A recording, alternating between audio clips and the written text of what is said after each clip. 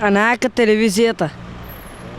Види што ќе ви кажам, за да дојдете до девојка на најбрз начин и наједноставен, за мажот секој пат треба да пофали девојката, да каже дека е она најдобра, дека не си се толку од неа. И доволно да почастиш, да одедеш у кафиш да почастиш и 100% ќе биде тоа. Оде ќе биде среќа и ќе мисле дека е најдобра стварно. И тука промашај нема да има. Сега друго, ико ќе пофанеш посади, ако не рита, мирна која, тука е 100% успехот. Тоа е магичен збор. Пешената за да доби, само треба да пофанеш добро и нешто да почастиш. Можеш едно коњаче, мешано и до чоколадо.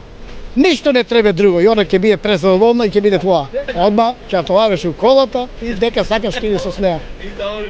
Рипање, колку можеш тие како сте млади до 5 пати, гарантирам дека имате шанса за 5 пати. А Чичо колку дава? И кога ќе немате материјал, па добро, сега ја да речем, треба да најдам подобро од моите за да имам таа среќа да се може 2 пати. На растојание од ППСА. И доволно е толку. Тоа е тоа.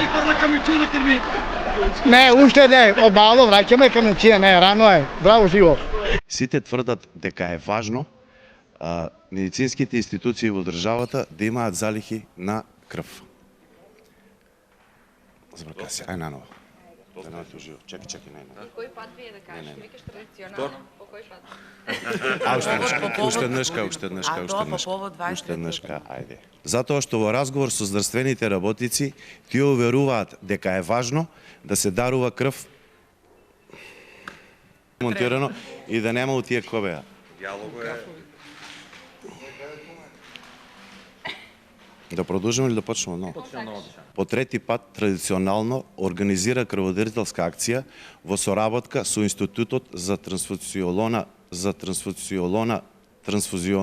медицина.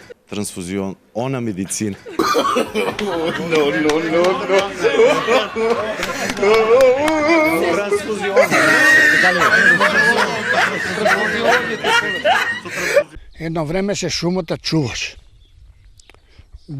Два шумара имаш за време Југославија. А сега, брате, шума не се чува. Сега шумата е еби ветер. Че.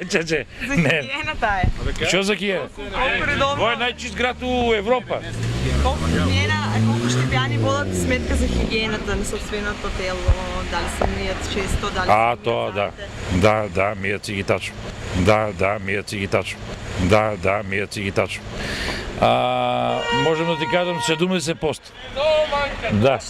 Да, од Штипјани најчисти девојки има у Македонија штипски. Да, мијат си ги тачно.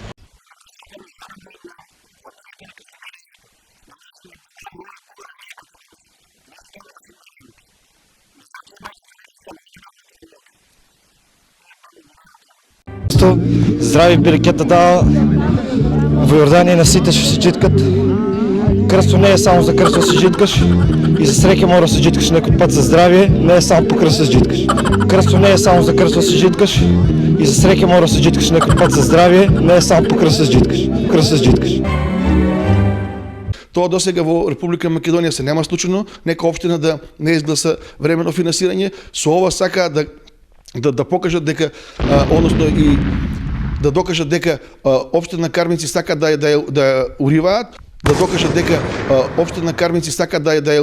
уриваат, Ова не е прв пат, не е прв обид од нивна страна да се урива општина Карминци. Ние заедно со советниците и Турчинот на некој начин ја спасивме.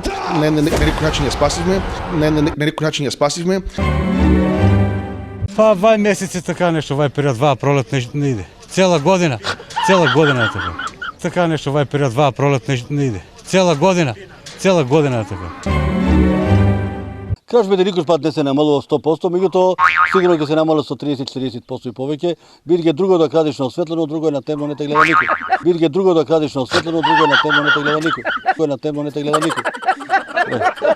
Така да ќе се плашат. Покажано човек да му не рак да умре. Толку? 500, нели? Таму има за читање. Тоа нема врска.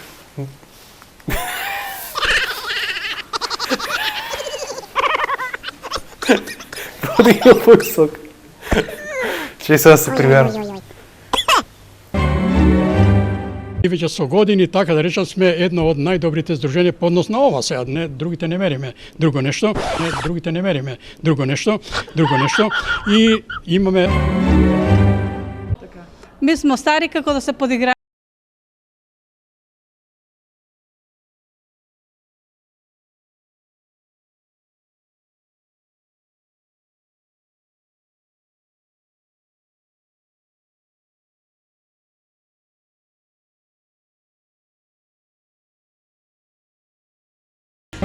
Aman demi zaten Türkler istemem. Haydi gidin buradan gidin haydi. Ela. Haydi defolun.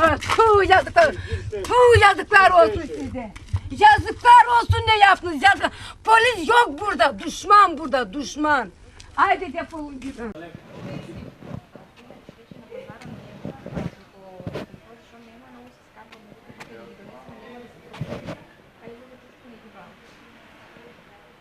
Отчетата што е бил на Тодор Александров, а мој громо на Тодор Александров.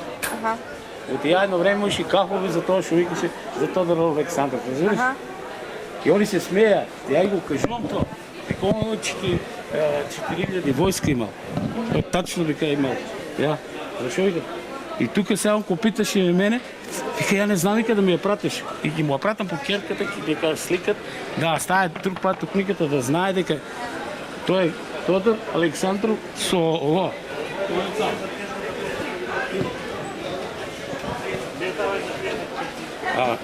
Со дедо ми тамо на гробо, разбираш? Дедо ми бил на гробо на тоа. На Тодор Александров. А тај, што е тука, што вика не е познат, тако е тај од четата на овај, на Тодор Александров. Добро. Фала. Според вас во градот немаме непристапни места? Па мислам дека не има пристапни места зад,